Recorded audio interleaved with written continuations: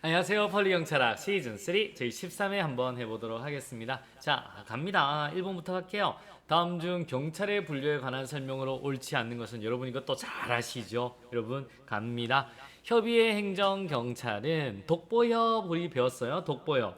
그래 독자성. 그러므로 다른 행정작용의 부사에서 행정 부분의 작용으로 관하여 발생하는 장애를 방지 제거함으로써 여러분 그래서 당의 경찰 목적의 달성을 권력적으로 담보하는 특수한 경찰 작용으로 제도상으로는 경찰이라고 불리지 않는다. 그러니까 여러 가지 말이 있지만 기본적으로 다른 행정작용에 부수하잖아요. 그러니까 독자성이 없는 거예요. 이걸 협의 행정경찰이라고 하는 거고요. 우리 건영이 같은 거죠. 건영이 건축, 영업, 위생 같은 경우요. 건축, 영업, 위생 이런 겁니다. 그래서 우리가 좁은 의미의 행정경찰이지만 우리 딴 데랑 협의해야 된다라고 생각하면 돼. 건축은 구청에서 하는 거잖아요. 영업이나 위생 이런 데는. 그래서 다른 행정적인 부서에서 그 행정 부분의 작용에 관해서 발생하는 장애를 방지 제거함으로써 당의 경찰 목적의 달성을 권력적으로 담보하는 특수한 경찰 작용이죠. 그러니까 부수한다라는 게 키입니다.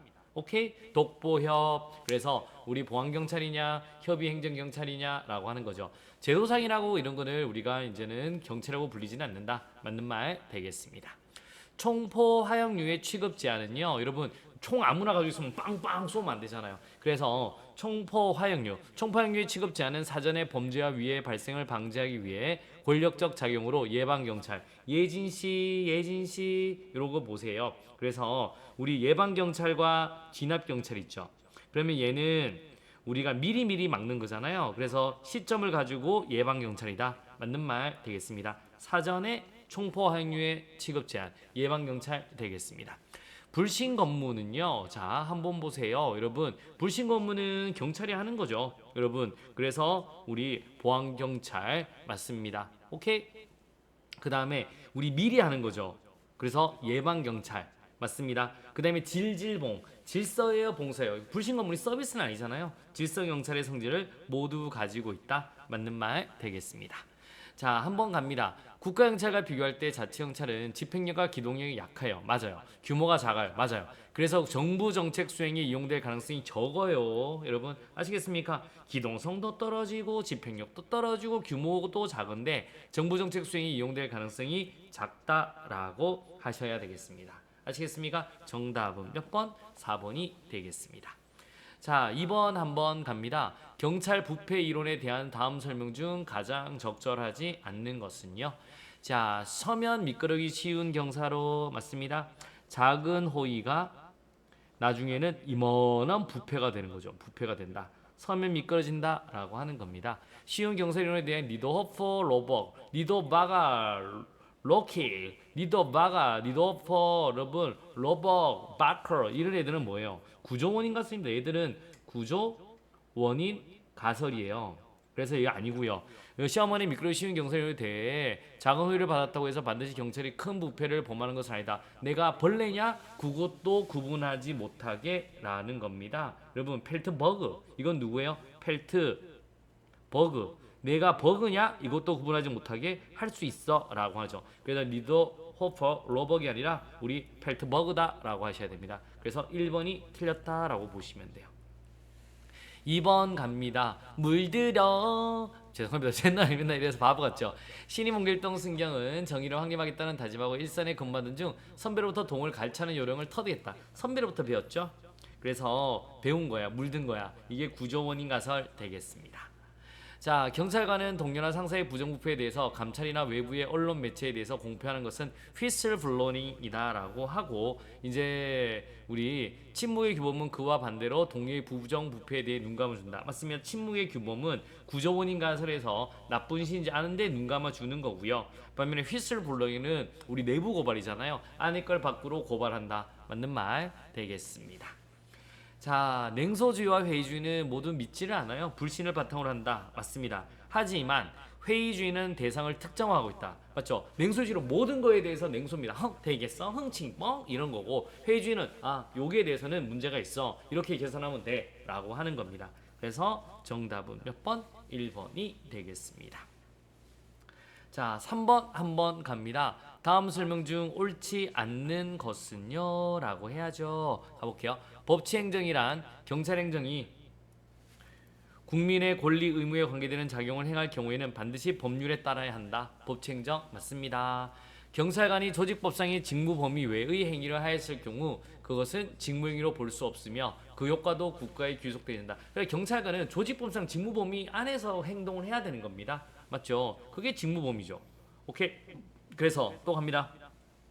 법률 유보가 있고 법률 우위가 있는데 법률 우위는 모든 경찰활동, 그러니까 권력적 모든 경찰활동이란 뭘 생각하게 되냐면 권력이나 만약 권력적 작용이나 비권력적 작용 모두 다 법을 위반해서는 안 되잖아요. 그래서 법률의 원칙은 모두 적용된다. 모든 경찰활동이 권력과 비권력 모두 적용되는구나 이렇게 보시면 되고요. 이때 법률의 느낌은 넓습니다. 불문 경우도 모든 거 다 포함하는 거고요. 자, 법률 유보는 원칙상 비권력적 수단의 경우에도 법률의 수권이 필요 아니죠.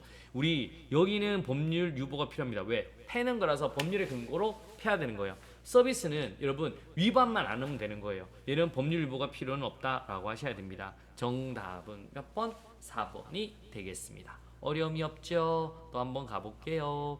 자, 4번 한번 가보도록 할게요. 국가공무법상 직위 해제에 대한 설명으로 가장 적절한 것은요. 자, 이제 직위죠. 공무원인데 직위에서 해제되는 거예요. 한번 갑시다. 임용권자는 형사사건을 기소된 자, 약식명령 청구된 자를 포함한 데에게 직위를 부여하지 않을 수 있다. 여러분 앞에는 맞는데요. 뭐가 틀렸냐면 여기까지는 맞아요. 하지만 약식명령에 청구된 자는 제외한다라고 하셔야 돼요. 뭘 한다고요? 제외한다라고 하셔야 됩니다. 그래서 요거는 포함한다가 아니라 뭘 한다고요? 우리 제외한다. 제외한다라고 하셔야 됩니다. 그래서 1번 틀린 거고요. 2번입니다. 임용권자는 신체 정신장애 장애로 장기용이 필요한 자에게 직위를 부여하지 아니할 수 있다. 여러분 요런 친구들한테는 뭐라고 해야 돼요? 쉬어라. 너 좀 쉬어라. 직권휴직입니다. 직권휴직을 명하는 거예요. 여러분 그래서 직위를 부여하지 않는 게 아니라 자, 임용권자는 직무수행 능력이 부족하거나 근무성질이 극히 나쁜 자에게 직위해제된 자에게는 3개월의 명명에서 대기를 명한다. 그리고도 계산하지 못하면 잘라버립니다. 정답은 몇 번? 3번이 되겠습니다. 4번 한번 가보도록 하겠습니다. 국가공무원법 73조 1 제3의 1항 이게 이제 직권 해제 사유거든요. 이게 직위해제 사유거든요. 직위를 부여하지 아니한 경우에는 그 직위해제 사유가 소멸되면 임용권자에게 직위를 지체 없이 부여해야 된다. 부여할 수 있다? 노노노노. 지체 없이 직위를 부여하여야 한다. 하여야 한다라고 하는 겁니다. 아시겠습니까? 할 수 있다. 노노노 하여야 한다. 정답 몇 번? 3번이 되겠습니다. 자, 5번 한번 갑니다. 피의자 유치 및 호송 규칙에 대한 설명으로 옳지 않는 것은요. 자, 우리 구미공장은 분리해야 된다. 자, 보세요. 구류와 형사범. 그 다음에 19세 이상 사람과 미만 사람. 그 다음에 우리 장애인들, 신체장애인 및 사건련 공범자 등은 오케이. 그래서 공범자죠. 그래서 그다음에 공범자와 장애인 보세요. 우리 맞죠? 미성년자죠. 미성년자. 그다음에 미성년자. 그다음에 공범자, 장애인은 웬만하면 허용하는 범위에서 분리해서 유치해야 되는 거고 신체장애에 대해서는 신체장애를 고려한 처우를 해야 된다. 맞는 말 되겠습니다. 호송관은 호송 주무관의 허가를 받아 필요한 한도에서 호송 대상자에 대해서 수갑 또는 수갑 호송을 사용할 수 있다. 안 하면 제일 좋죠. 할 수 있다라고 보셔야 됩니다. 그래서 2번이 틀린 거고요. 자, 또 한번 갑니다.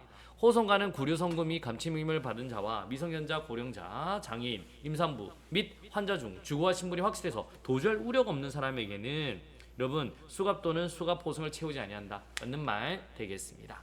호송관은 반드시 호송 주무관의 지휘에 따라 포박하기 전에 피호송자에 대하여 안전호송에 필요한 신체 검사를 실시해야 됩니다. 자, 여기서 뭐를 중요하냐면 포박하기 전에 신체 검사를 실시해야 되는 거예요. 포박하기 전에. 여자인 피호송자의 신체 검색은 여자 경찰관이 행하거나 성인 의자를 참시켜야 한다. 맞는 말 되겠습니다. 정답은 몇 번? 2번이 되겠습니다. 자, 오늘 이렇게 또 강론 파트도 한번 해야 되는 거예요. 이렇게 하나하나씩 해나가면 되겠습니다. 자, 우리 이제 실전 모의고사를 이제 우리 이번 주부터 쳐야 되는데요. 전범에 대한 감을 최대한 올려서 여러분 우리 날카롭게 만들어야 돼요. 날카롭게 제가 만들어 드리도록 하겠습니다. 여러분 10회 정도는 막 40문제를 풀어 제끼잖아요. 3주 만에. 그럼 날카로워집니다. 그다음에 매일매일 5문제 가물지면서 싹 날카로워져서 시험 때 여러분 정말 시험장 들어가면요. 와우, 나도 모르게 답이 막 체크하게 될 겁니다. 그래서 여러분 성적이 좋게 나올 거예요. 자, 지금부터는 믿으셔야 됩니다. 여러분을 믿고 저를 믿고 여러분 할 수 있다. 지금부터는 불안해하시면 돼요. 충분히 공부한다. 이렇게 밀고 나가면 나는 무조건 합격한다. 이런 믿음이 있어야 여러분을 합격으로 인도하는 겁니다. 믿으십시오. 나는 할 수 있다. 못한다? 아니죠. 여러분 보세요. 저 모든 애들 안 되는 애들도 합격했습니다. 여러분이라고 왜 못합니까? 됩니다. 할 수 있다. 할 수 있다. 할 수 있다. 여러분 조금만 힘을 내고요. 열심히 하도록 하겠습니다. 여러분 수고하셨습니다. 좋은 습관이 합격으로 인도한다. 여러분 내일 또 봬요.